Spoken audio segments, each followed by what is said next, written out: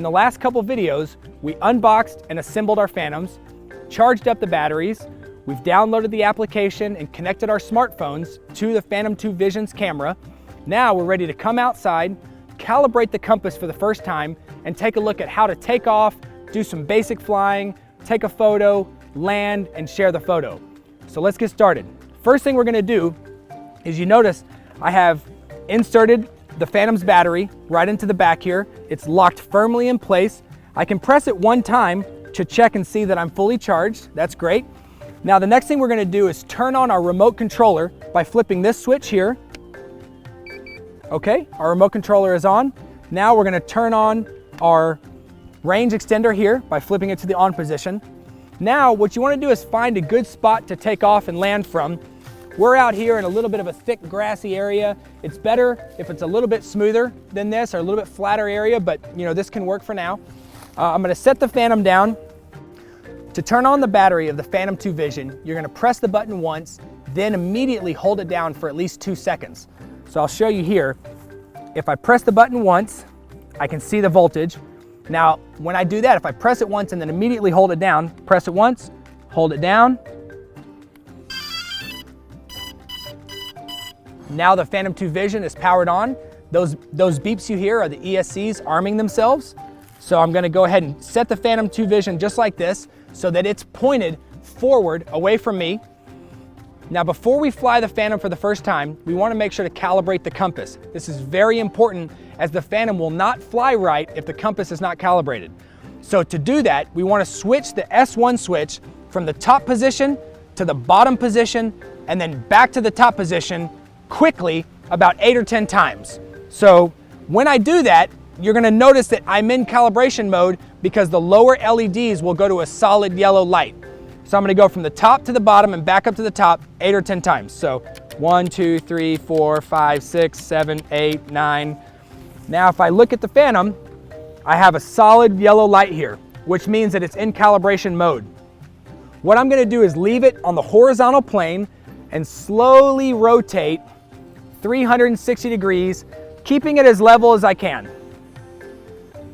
Now at 360 degrees, this light will change to green. Now I'm gonna tilt it onto its vertical axis and then rotate again 360 degrees, trying to keep it pretty level the whole time. You'll know you have a successful compass calibration because you'll just go back to a flashing light. And there we go, we're now flashing again. Now when you fly, you want to set the Phantom down so that the two striped arms, or the front of the Phantom 2 Vision, is facing the same direction that you're facing. So now what I'm going to do is go ahead and turn on my app on my smartphone and connect to the Phantom 2 Vision. So we'll want to go ahead and connect to the Phantom 2 Vision Wi-Fi network named Phantom_1 and then some numbers and letters. So I'm connected there. Now I'm going to go ahead and open up the DJI Vision application, and you'll see there at the top of the screen that I am in fact connected to the Phantom's network. Now when I click on that camera icon, I can see that I've now connected to the camera. I can see my battery percentage is at 99%. I can see that I have 8 satellites, I have a strong Wi-Fi connection, and my SD card is in place and ready to go. So the last thing I want to do is tell you the difference between a blinking yellow light on our LED indicators and a blinking green light. That is, the back 2 lights, this one and this one, will either be flashing green or flashing yellow. Now the difference is this: when it's flashing yellow, that means you can fly, but you're not going to have GPS satellite reception. What that means is that it might drift around. Maybe that's because you're indoors, or you're in very heavy tree cover, or you're between 2 large buildings or something like that. You can still fly, but you're gonna have to manage where the Phantom goes. It's not gonna keep its position for you using satellites. The other thing that means is that if you take off before the Phantom 2 Vision switches to green lights, it also will not mark its home point before it takes off. What that means is that if you're out flying and you fly too far and you lose signal from your remote controller, it won't know to fly home and land itself because it won't know where it took off. So the best thing to do is wait before you take off until the lights on the bottom of the Phantom are flashing green. If it's really bright outside, you can simply hold your hand under it, and I can easily see here that I'm getting a green flash. So I know that the Phantom is ready to take off, mark its home point, and that way if I lose connection for some reason, it'll fly home and land itself.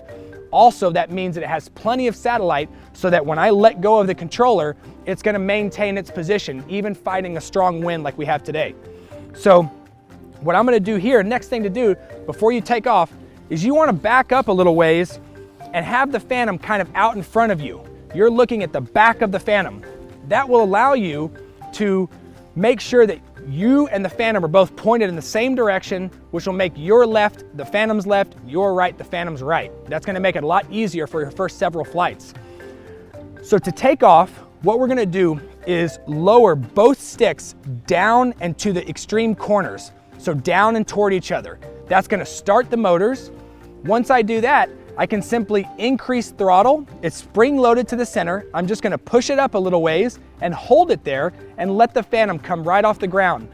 I'm not gonna let go and center this stick until the Phantom's at a good altitude, about 10 or 15 feet off the ground.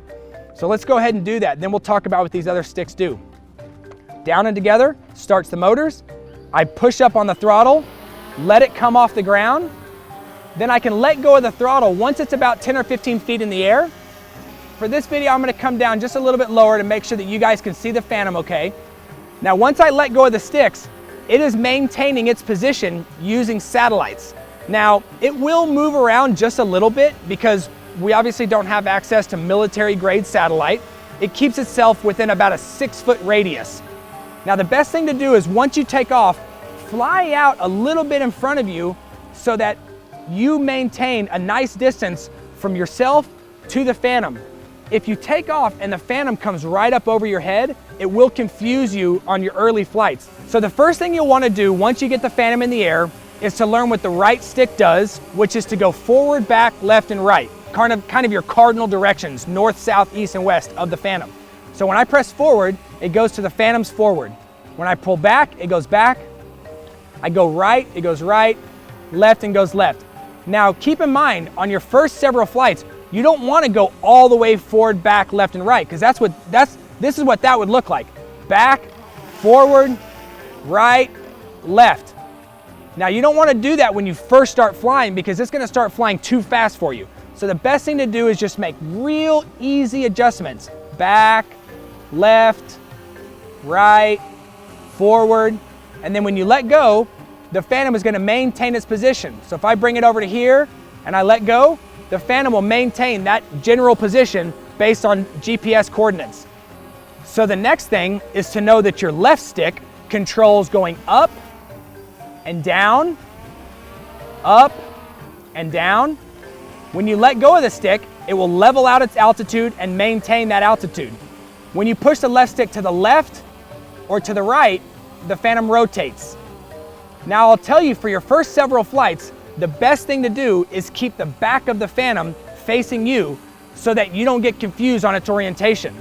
Because if I rotate the Phantom around 180 degrees until it's pointed to me, and if I say go to the left, then it's gonna go to my right and the Phantom's left. These controls are controlling the Phantom's left, right, forward, back.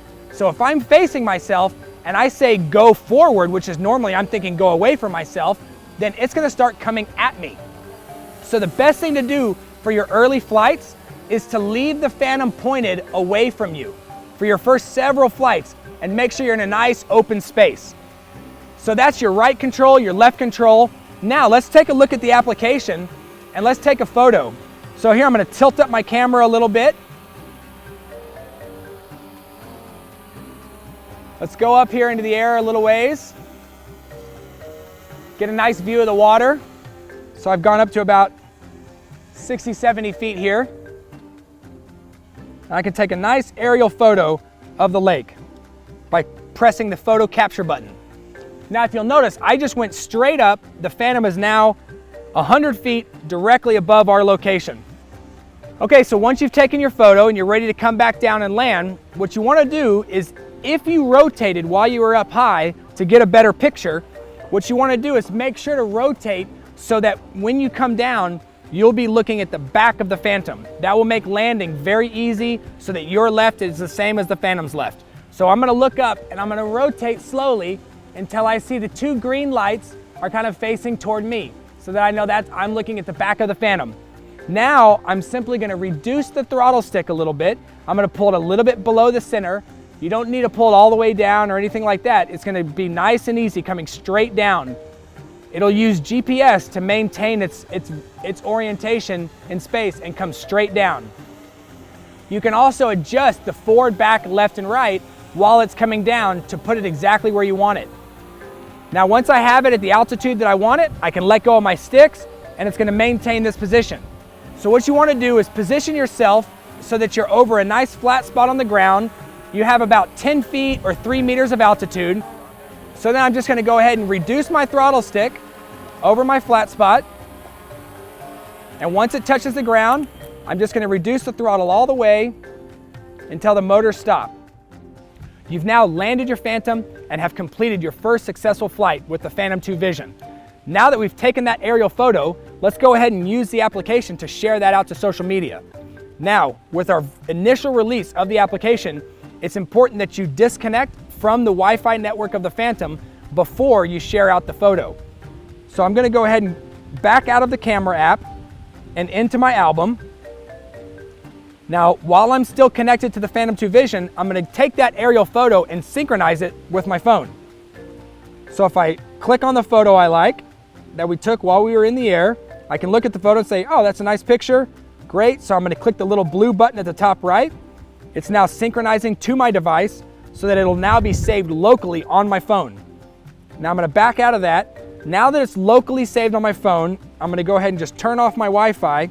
So once you've synchronized the photo from the Phantom 2 Vision to your smartphone, you can now select your smartphone up at the top middle of your album so that you can see the photos and videos that you've synchronized from the Phantom 2 Vision to your phone.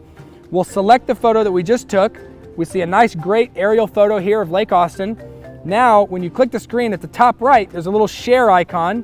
When I press that, I can see several different ways to share the photo. I'm gonna go ahead and choose Facebook. It loads up a little thing here. I'm gonna say my first aerial photo with